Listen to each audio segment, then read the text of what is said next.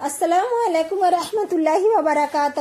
آج ہم بات کریں گے ایک ایسی خاص سبزی کے بارے میں جس کے فوائد نبی کریم صلی اللہ علیہ وسلم نے ہمیں بتائے ہیں۔ یہ ہے لوکی، جو نہ صرف دماغ کو طاقت دیتی ہے بلکہ صحت کے لیے بے حد فائدہ مند ہے۔ کیا آپ دماغی کمزوری سے پریشان ہیں یا اپنی یادداشت اور بہتر بنانا چاہتے ہیں؟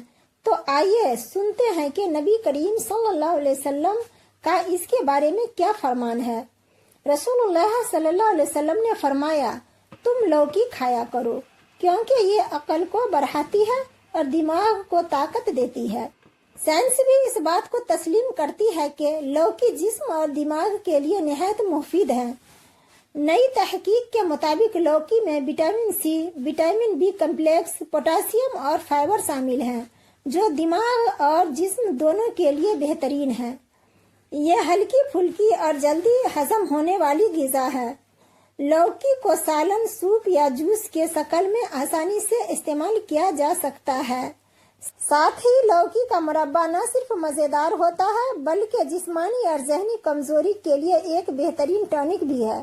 پیاری بہنوں، لوکی قدرت کا ایک عظیم تحفہ ہے جو ہمارے جسم اور دماغ کو طاقت دیتا ہے۔ یہ نبی کریم صلی اللہ علیہ وسلم کی سنت بھی ہے اور صحت مند زندگی کی کنجی بھی۔